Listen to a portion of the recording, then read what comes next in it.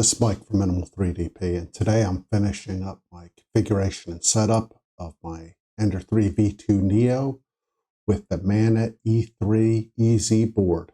So let's go ahead and get started. In my first video, I got the Bigtreetech Manta E3 board installed and wired into my machine. So that's where we're at right now.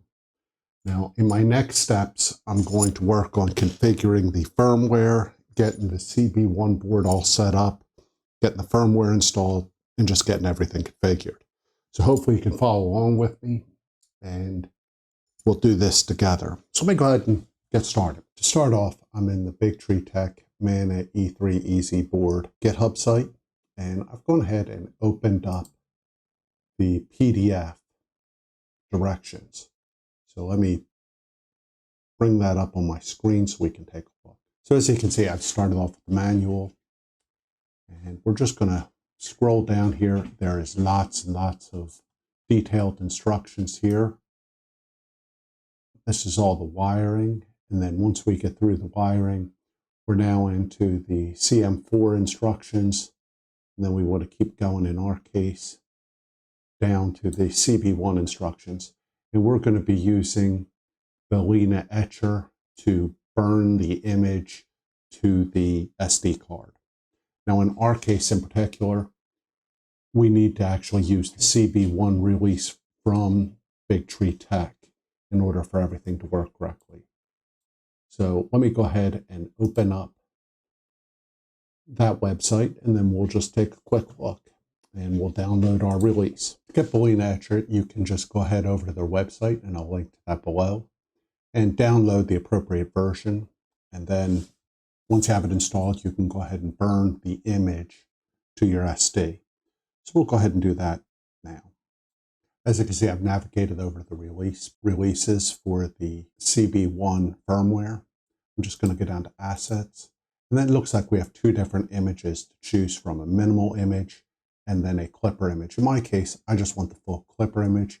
I will note that this is from July 14th, so it's a couple months old. So I'll just start the download process, and then we'll switch over to look at how we burn this to the SD. So I've completed my download, and then I've just gone over here to Lena etcher and say flash from file.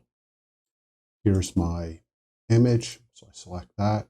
Next, I'm going to select my SD card. I'm using this 8 GB SD card. Hit select, and then I'm just going to go ahead and hit flash. And I'll need, in my case, to add a password to access this. Let me type that in. And this should take a couple minutes, so I'll come back. So as you can see, etcher is completed. And with it complete, I'm going to navigate over to the SD card. It's now named boot, so I'm going to double click on that. And we have some configuration changes to make. So what I'm going to do is change my screen a little bit so I can get those instructions where we can see them and you can follow right along. So I've moved things around so they're side by side, and I'm still in the CB1 GitHub repository for Bigtreetech. And we're just going to follow along here and make some changes. So the first thing they want you to do before you flash anything is open up the system.config file. So I'm going to right click on that, and I'm going to open it with Visual Studio Code. So now that I've configured my Wi-Fi, I'm just going to keep scrolling down here. So now we have some overlay settings. And these are all in the board env.txt file. And we'll open that up and take a look at it in Visual Studio Code. Now just scrolling down here, I think the only thing I'm going to do initially, the only thing I think I have to do is change. So let's scroll down. I think I need to uncomment this line here. So on the overlays, I have the TFT 3.5 _ SPI screen. So let's uncomment that line. I'm going to save my file, and then looking back over at the instructions, it looks like I'm thinking I can leave everything else as is. I'm not 100% sure. We're just going to try leaving it as is and see what that does. Based on the instructions, I have the Wi-Fi configured, and I think I might have the screen correct, but we might have to go back and revisit that. So looking at this, I'm going to put the SD card into my printer, let that go for 1 to 2 minutes, and hopefully it'll install. So I've had to undo the back of my printer again, so I'm looking at it from the bottom. And What I'm going to do is I've unplugged the display wire, and then I have to insert the SD card back here in this little SD slot. I'm just going to insert this in. So that's in.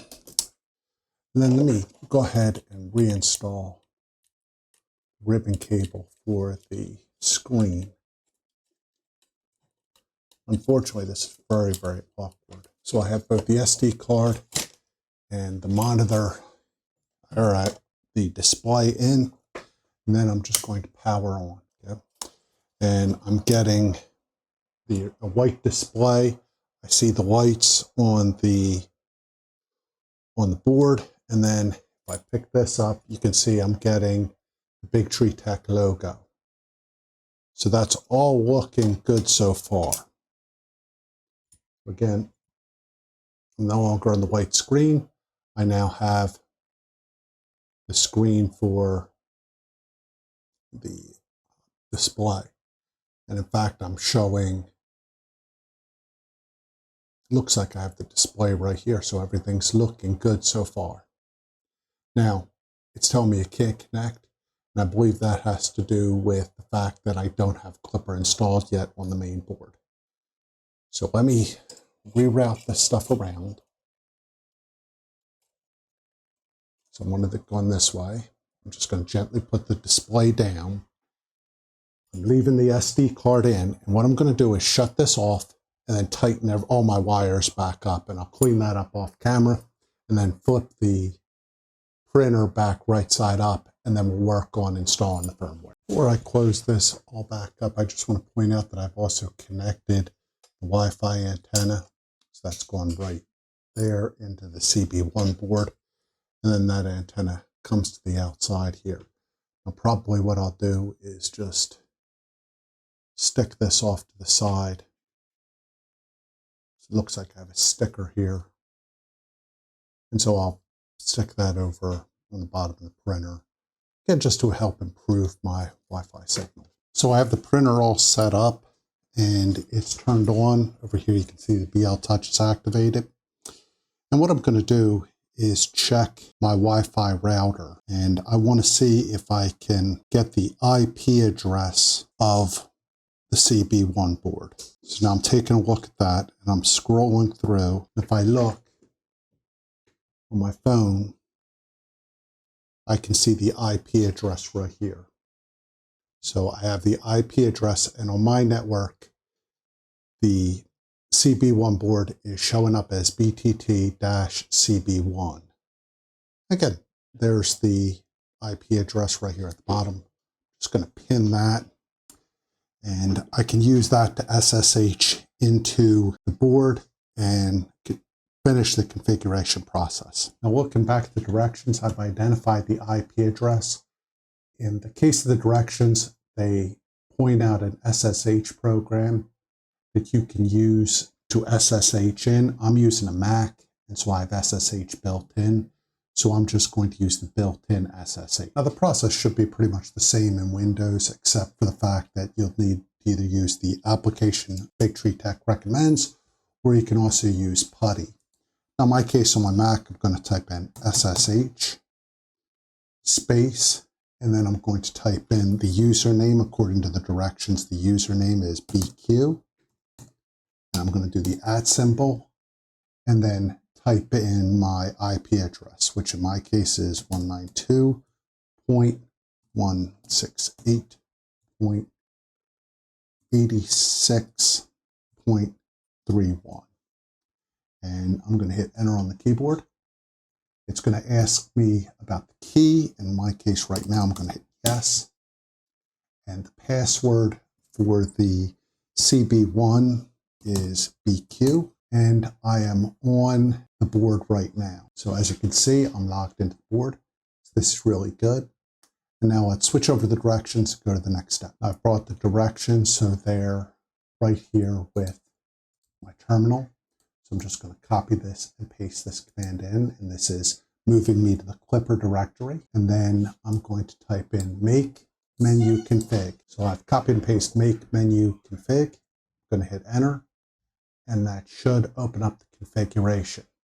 Now, if I look over at the directions, I'm just going to follow right along with those and make the terminal look exactly the same as the right-hand side of the screen. So I'm just going to use the space bar to enable low-level config. I'm going to go down to the next option, and I'm going to pick STM32. Processor model, I'm going to look for STM32GOB1. I've just selected the right board.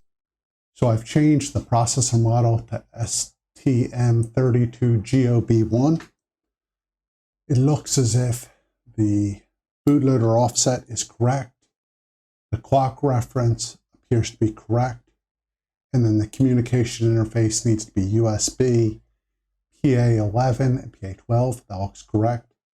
I need to do nothing with the USB IDs. I don't need to do anything for the GPIO pins. Let's just scroll down a little bit more in the directions. And so we're going to hit Q for quit and yes, Y to save the configuration. That we're back at the command prompt.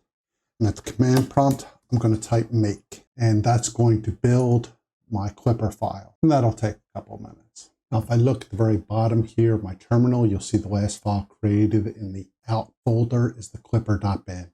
That's the file I need. Now, in order to get that file, I use CyberDuck. And in the drop down here, I'm going to change my preferences to SFTP. That puts me on port 22, which is correct. So then I'm typing in my CB1 address, 86.31. Username is BQ. Password is BQ. And I'm going to connect on the. So I'm going to go to the Clipper folder, and there's my out folder and the clipper.bin file. I'm going to right click on that and download it. And that's downloaded it to my downloads directory.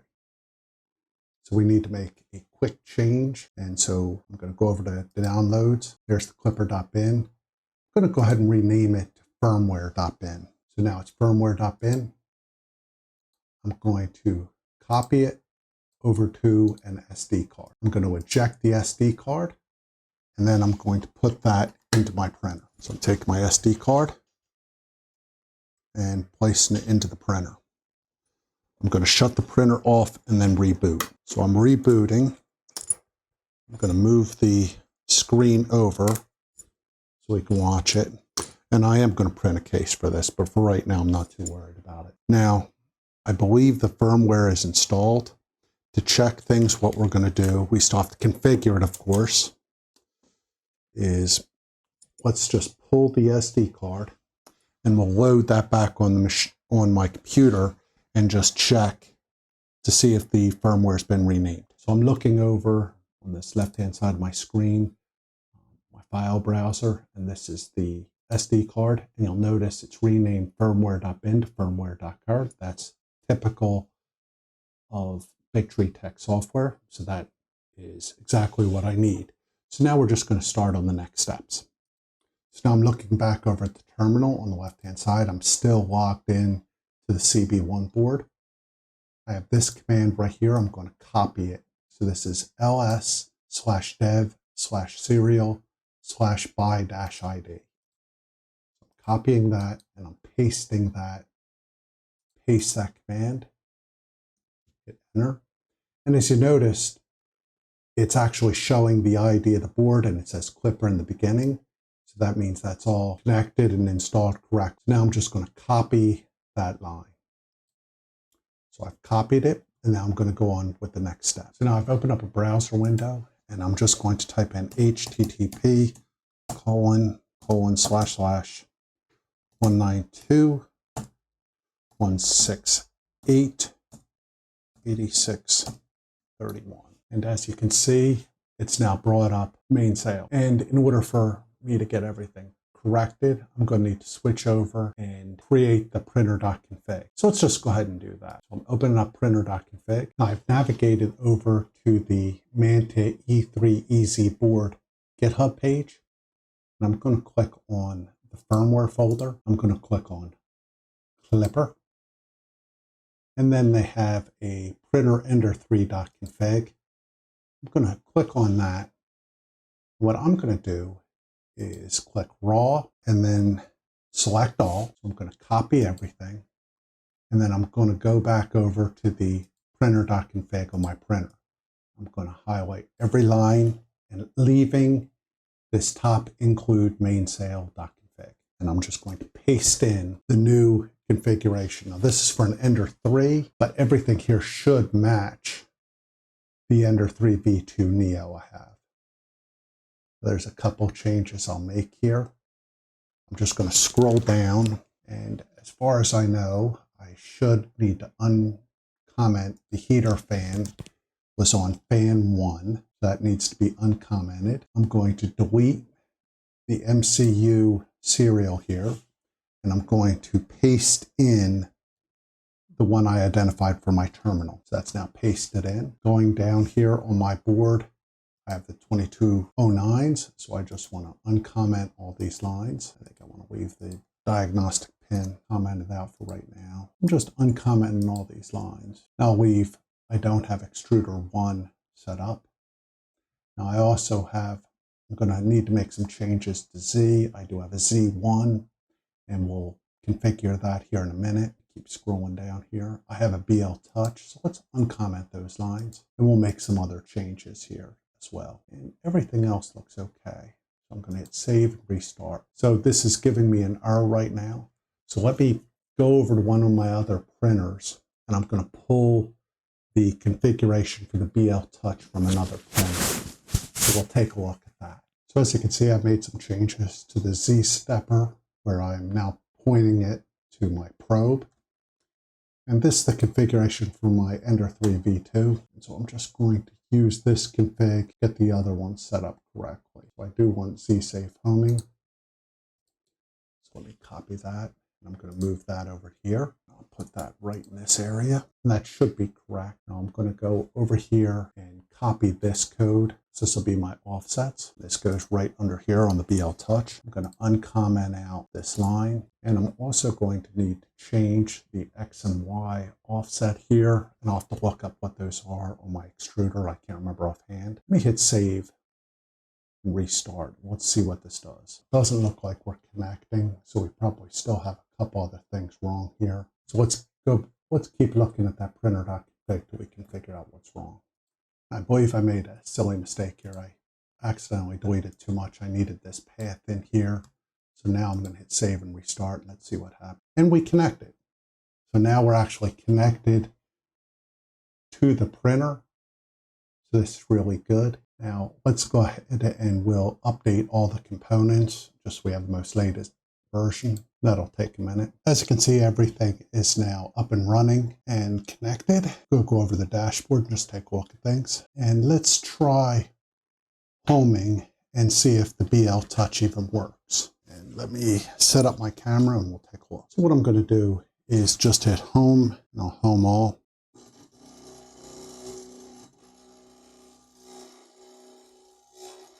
You can hear it's making a funny noise, and that's because I don't have the dual Z set up. So coming back over, printer, make this a little bit bigger. Let's go to the printer.config. So we're in printer.config, and we're just going to need to add our second Z here. So I need to figure out how to do that. Okay, so I'm going to make a couple quick changes here, and hopefully these will work. What I'm going to do is go right here to this section on and add stepper Z1. Now I believe what I'm going to have to do is copy the info from extruder 1. Go down and copy that, and paste that over into Z1. I'll probably have to change my wiring a little bit. I also want this going the opposite direction, and I'm basing this off how Z1 is set. The stepper Z is set up. Now I also want to go down here, and I want to uncomment out this other stepper, and I'm going to change this from extruder 1 to stepper underscore Z1. I just want to look at these real carefully. I want to change the run current here to 6.5. I'm sorry, 0.65. And that looks okay. But when it's save and restart, I'm going to have to pop the case off. Printer again to make a change on the wiring. So what I'm going to do is turn the printer off, and then I'll open the bottom and show you what I'm going to do. Okay, now my mistake was I plugged Z1 into this port right here. So they were both running off the same motor. Now if I want this one running off a separate motor, I need to plug it into extruder 1. That should literally make it so it's true dual Z. There, I got that in. So let me put the base back on, and we'll flip her back over and give her a test. So I've gone ahead and fixed the wiring and restarted the printer. So let's see if we have this wired appropriately now. So we have true dual Z, and I'm hitting home all. So there it goes. Now it's not making the grinding noise. Now I still need to get the offset here correct.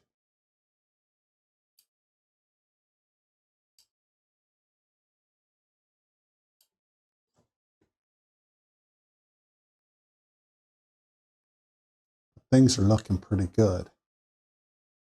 So this is great. I have the printer is now wired. The screen, as you can see, is working correctly.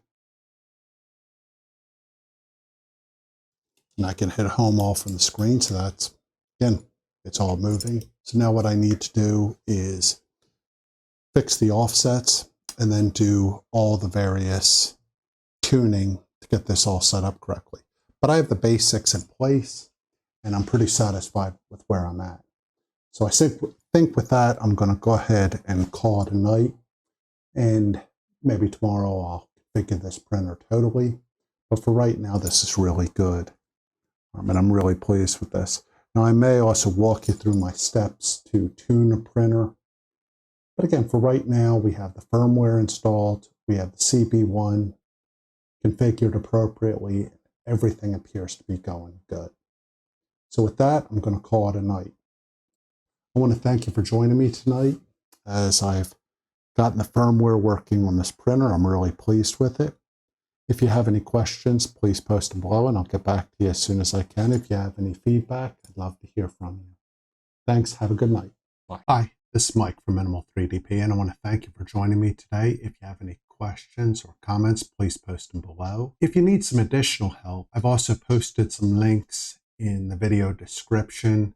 You can set up a 15-minute help session with me, and I'm more than happy to sit down with you and see if I can help you out. If you need some additional help, I'm also going to try doing 1-hour sessions for anybody that's interested. And like I said, I'm testing this stuff out. I want to thank you again for joining me, and I look forward to talking to you again next time. Thanks. Have a good day.